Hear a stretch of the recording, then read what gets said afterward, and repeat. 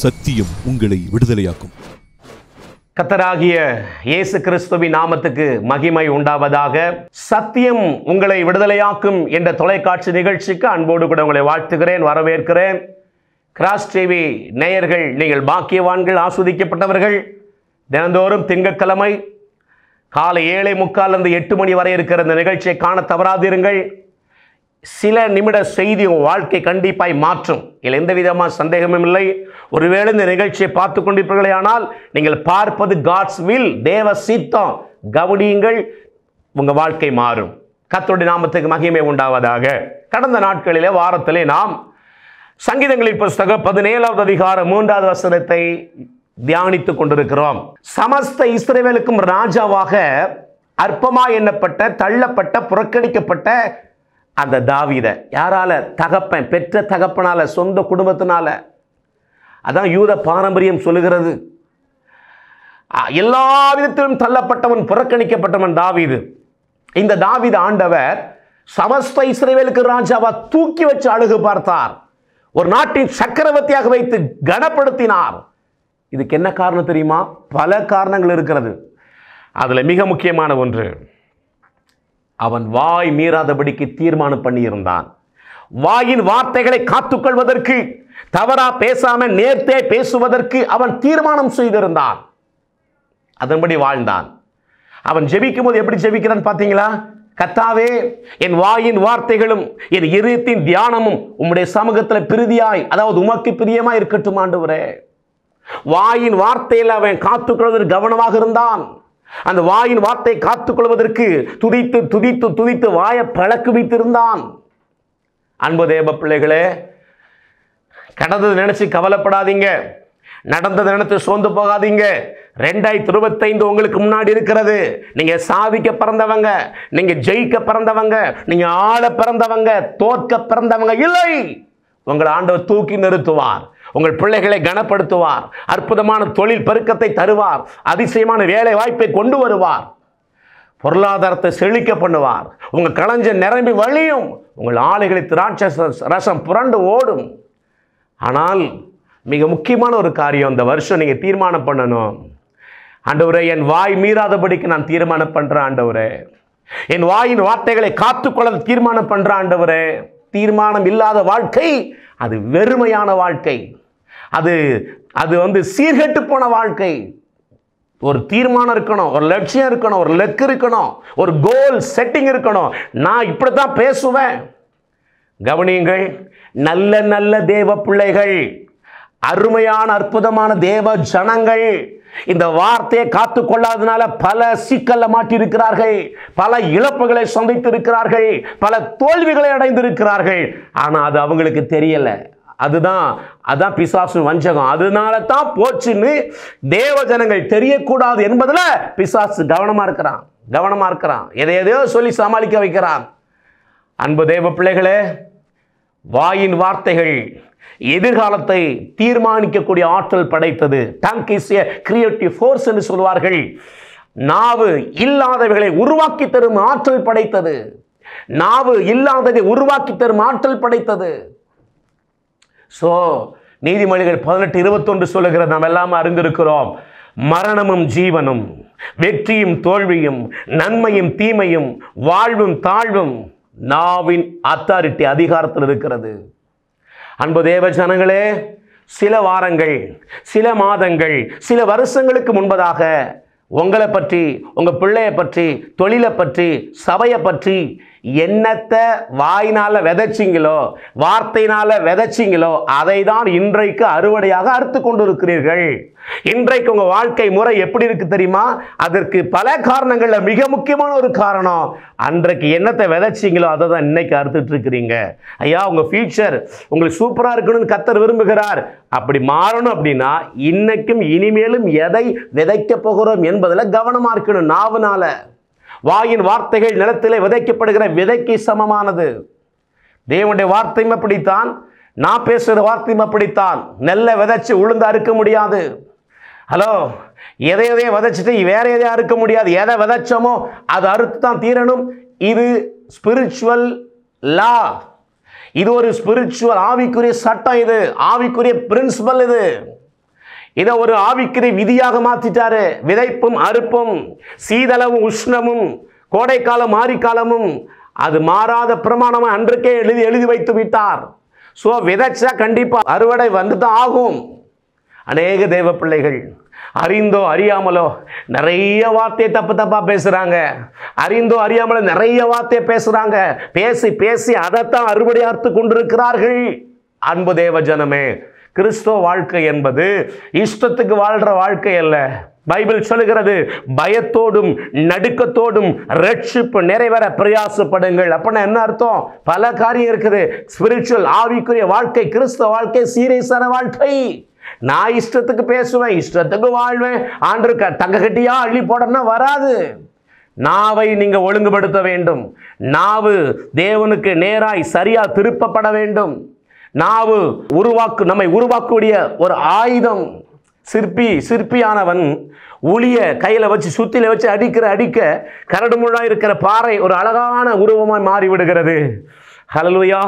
தேவனுடைய வார்த்தை என்ற ஆமென் அந்த வார்த்தையை சுத்தியில எடுத்து ஆமென் நாவினால் அந்த வார்த்தை என்ற உளிய வச்சு சோத்திரம். வார்த்தைனா உளி, நம்ம பேசுகிற நாக்கு தான் சுத்தியல். அடிக்க எதை பேசுகிறோமோ எதை அடிக்கிறோமோ ஒரு நாள் அழகாக வாழ்க்கை டிசைன் பண்ணப்பட்டுரும்.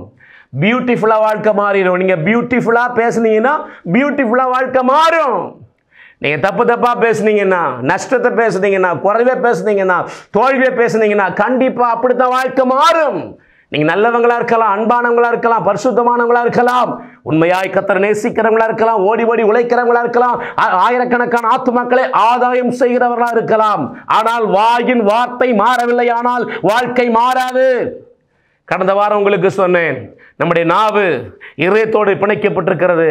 இருதயம் வாழ்க்கையோடு இணைக்கப்பட்டிருக்கிறது. அவன் இருதயத்தை நிறைவினால் வாய் பேசும். அப்ப இருதயமும் வாய் தொடர்பு இருக்கிறது. 23:7 நீதிமொழிகள். அவன் இருதயம் எப்படியோ, இருதயத்தின் நினைவு எப்படியோ, இருதயம் எப்படியோ அப்படி அவன் இருக்கிறான். அப்போ வாழ்க்கை நல்லா இருக்கணும், இருதயம் நல்லா இருக்கணும். இருதயம் நல்லா இருக்கணும்னா ரூட் நாவு, வாய் நல்லா இருக்கணும். அநேக நேரம் நாம் நஷ்டத்தை பேசுகிறோம், கண்ணால் காண்பதை பேசுகிறோம், காதால் கேட்பதை பேசுகிறோம், அன்றாட வாழ்க்கையில் அனுபவிப்பதை பேசிக் கொண்டிருக்கிறோம். அதனாலதான் வாழ்க்கை மாறவில்லை. அன்பு தேவ ஜனமே, இன்றைக்கு இந்த வருஷம் இன்றைக்கு ஒரு நல்ல தீர்மானம் எடுங்கள். ஆண்டவரே, என் வாய் மீறாதபடிக்கு நான் தீர்மானம் பண்ணுகிறேன், என் வாய் மீறாதபடிக்கு நான் தீர்மானம் பண்ணுகிறேன் என்று தீர்மானம் எடுப்பீர்களா? கடந்த வாரம் சொன்னேன், ஜெபத்தில் கூட நம்ம பிரச்சனையை பேசக்கூடாது. ஜெபத்தில் 1, 2, 3 பெட்டிஷன் போடக்கூடாது. போலீஸ் ஸ்டேஷனில் பெட்டிஷன் போடுற மாதிரி போடக்கூடாது. கலெக்டருக்கு மனு கொடுக்குற மாதிரி எழுதக்கூடாது. அந்த ஜெபத்தில் கூட ஸ்தோத்திரத்தோடு ஜெபத்தை ஏறெடுக்குன்னு சொன்னேன். கடன் தான் பிரச்சனை என்றால், ஆண்டவரே 2 Corinthians 8:9 படி ஏன் தரித்திரத்தை சிலுவையில் நீங்கள் ஏற்றுட்டு உங்கள் ஐஸ்வர்யத்தை என் மேலே கொட்டிட்டீங்க. அதனால கிறிஸ்துவுக்குள்ள நான் ஐஸ்வர்யவானாக இருக்கிறேன். நான் ஐஸ்வர்யவானாக இருக்கிறபடினால என் களஞ்சம் நிரம்பி வழியும், என் ஆடைகள் திராட்சரசம் புரண்டு ஓடும். நான் இனி கடன் வாங்க மாட்டேன், அநேகருக்கு கடன் கொடுப்பேன். பேசுங்க பேசுங்க பேச பேச பேச நான் போன வாரம் சொன்னேன், வார்த்தை கண்மலை நொறுக்கிற சமட்டி. அடிக்க அடிக்க அடிக்க தரித்திரத்தை விரட்டும், ஐஸ்வர்யத்தை கொண்டு வந்துடும். சேலஞ்ச் பண்ணுறேன், நீங்கள் அர்ப்பணித்து பாருங்கள். சில இந்த வார்த்தையை கேட்கும் போதே சிரிக்கிறீங்கள, சில இந்த வார்த்தையை கேட்கும் போது இதெல்லாம் சரிப்பட்டு வருவான்னு கேட்குறீங்கள. உங்களுக்கு சரிப்பட்டே வராது சகோதர சகோதரி. எவர்களெல்லாம் இந்த வார்த்தையை விசுவாசோடு ஏற்று வாழ்க்கையில் நாவை சரி பண்ணுறீங்களோ உங்கள் வாழ்க்கை சரியாக மாறிவிடும் என்பதில் எந்த விதமான சந்தேகமும் இல்லை. Praise the Lord. அதாவது நாவில் எல்லாவற்றையும் அடக்கி வைத்து விட்டார். நாவு இல்லாததை உருவாக்கி தரும் ஆற்றல் படைத்தது. நாவு எதிர்காலத்தை வணையக்கூடிய ஆற்றல் படைத்தது. ஹோட்டலில் போயிட்டு பசியாக இருக்கிற நீங்கள் ஹோட்டலில் போயிட்டு அந்த ஹோட்டலுக்கு செர்வர் சார் உங்களுக்கு என்ன வேணும், பிரதர் உங்களுக்கு என்ன வேணும், சிஸ்டர் உங்களுக்கு என்ன வேணும் கேட்குறாரு. நீங்கள் என்ன சொல்லணும்? ஐயா சாப்பிட்டு 4 நாள் ஆயிடுச்சு, ரொம்ப பசிக்கு தம்பின்னு சொல்லுவீங்களா? அவன் கேட்குறான், சார் உங்களுக்கு என்ன வேணும்? தம்பி பசிக்கிற பசியில் சிறுகுடல் பெருகுடல் தின்றும் போல இருக்கு தம்பி. சரி சார் உங்களுக்கு என்ன வேணும்? தம்பி என் கண்ணெல்லாம் உள்ள போகுது தம்பி. சார் உங்களுக்கு என்ன வேணும்? எனக்கு மயக்க வர்ற மாதிரி இருக்கு தம்பி.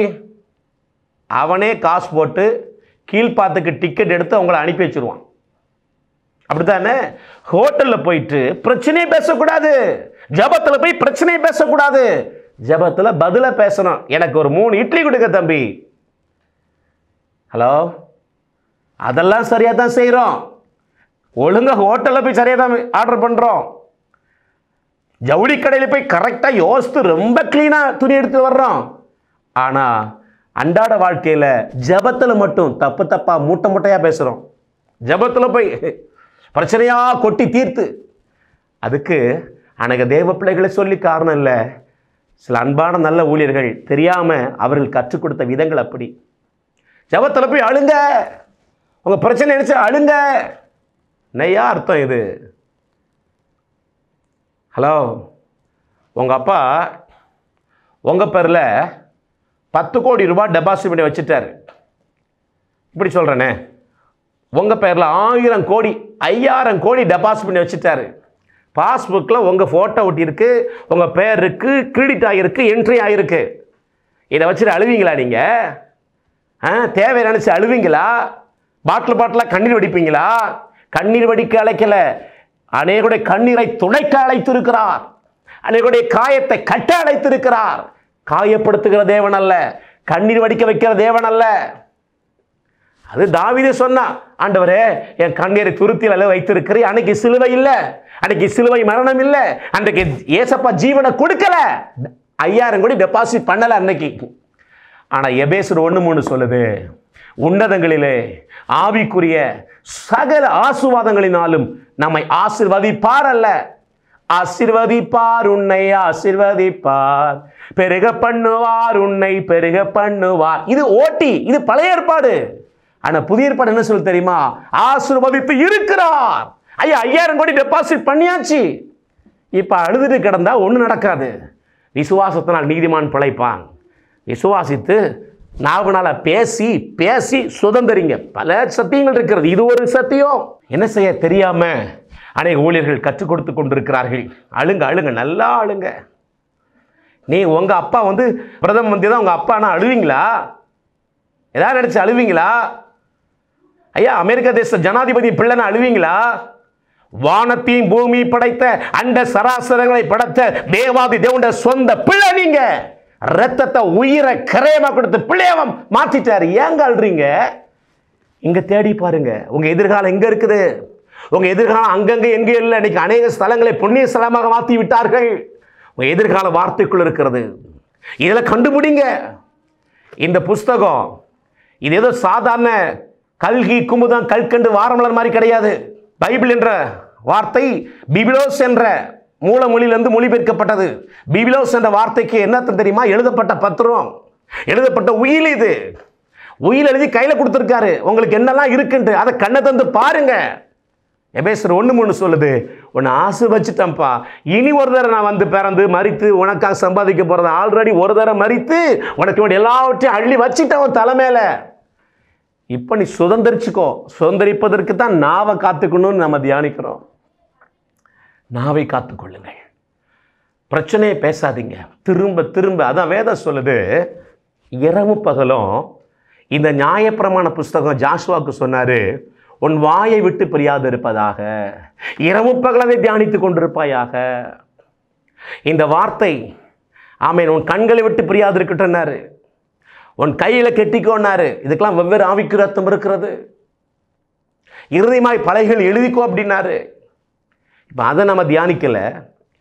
வாயை விட்டு பிரியாது இருப்பதாக. நஷ்டங்கள் இருக்கட்டும், தோல்விகள் இருக்கட்டும், குறைவுகள் இருக்கட்டும், பலவீனம் இருக்கட்டும், டாக்டர் ரிப்போர்ட் என்ன வேணா சொல்லட்டும், இந்த ரிப்போர்ட் என்ன சொல்லுதுன்னு பாருங்க. இந்த ரிப்போர்ட் என்ன சொல்லுது? ஏசாயா 53:4-5 நம்முடைய பலவீனங்களை, நம்முடைய நோய்களை, வியாதிகளை, அது மூலமொழியில் வியாதிகளையும் நோய்களையும் போட்டிருக்கு, சுமந்து விட்டார். மத்தேயு 8:17, 1 Peter 2:24 உடைய தழும்புகளால் குணமாகிவிட்டீர்கள். விசுவாசிங்க, சின்ன பிள்ளை போல விசுவாசிங்க, வாய் விட்டு பேசுங்க. ஆண்டவரே உங்கள் தழும்புகள் என்னை குணமாக்கிட்டு அப்படியே நன்றின்னு இரவு பகலும் சொல்லுங்க. விதைங்க விதைங்க, பேசுங்க. வல்லமை புறப்பட்டு போய் அது எதிரியை வரட்டும், வியாதியை வரட்டும், ஆரோக்கியத்தை கொண்டு வரும். துப்பாக்கிக்குள்ளே குண்டு இருக்குது, அந்த தோட்டம் இருக்குது, தோட்டாவுக்குள்ள பவர் இருக்கு, வெளியே வந்தால் எதிரி செத்து போயிடுவான். ஆனால் துப்பாக்கியிலிருந்து தோட்டம் வெளியே வந்தால் தானே சாவான். விசுவாசம் உள்ள இருந்த வேலை செய்யாது. விசுவாச வார்த்தையினால கட்டுவிழ்க்கப்பட வேண்டும். விசுவாசித்தேன் ஆகையால் பேசினேன், விசுவாசத்தையும் பேச்சையும் பிரிக்க முடியாது. எபிரேயர் 10:23 அல்லாமலும் நாம் நம்முடைய நம்பிக்கையை அறிக்கை இடுகிறதில் அசைவில்லாமல் உறுதியா இருக்க கடவோம். ஏனென்றால் வாக்குத்தத்தம் பண்ணினவன் உண்மையுள்ளவராக இருக்கிறாரே. ரோமர் 10:10 நீதி உண்டாக இருத்தில் விசுவாசிக்கப்படும், ரட்சிப்பு உண்டாக, விடுதலை உண்டாக, மாற்றம் உண்டாக, செழிப்பு உண்டாக வாயினாலே அறிக்கை பண்ணப்படும். மறுபடியும் சொல்கிறேன், அநேக சத்தியங்கள் இருக்குது வெற்றி வாழ்வுக்கு. இது முக்கியமான ஒரு சத்தியம். அநேகர் இதில் தவறி கொண்டிருக்கிறார்கள். சரி செய்வீர்களா? வாய் மீறாதபடிக்கு தீர்மானம் பண்ணுவீர்களா? வசனத்தை பேசுவதற்கு, விசுவாசமாய் பேசுவதற்கு, பிரச்சனை அல்ல பதிலை பேசுவதற்கு தீர்மானிப்பீர்களா? ஜெபிப்போம். பிதாவே, கர்த்தராகிய இயேசுவின் நாமத்தில் நாங்கள் உம்மை துதிக்கிறோம். இன்றைக்கு தியானித்த வசனத்தின்படி தாவீது போல வாய் மீறாதபடிக்கு தீர்மானம் செய்து சரியானவற்றை, நலமானவற்றை, செம்மையானவற்றை, பரிசுத்தமானதை, ஆண்டவரே வார்த்தைகளை பேச, விசுவாச வார்த்தைகளை பேச, ஜீவ வார்த்தைகளை பேச நாவை காத்துக்கொள்ள கிருபை செய்வீராக. இயேசுவின் நாமத்தில் ஜெபிக்கிறோம் நல்ல பிதாவே. ஆமென், ஆமென். God bless you. கர்த்தர் உங்களை ஆசீர்வதிப்பாராக. ஆமென், ஆமென். Pastor S. ராஜேஷ், இயேசுவின் இரத்தக்கோட்டை, நல்ல சமாரியன் ஐக்கிய ஊழியங்கள், 15/272/1, பெரிய செல்வம் நகர், தாளமுத்து நகர் பகுதி, சிலுவைப்பட்டி, தூத்துக்குடி.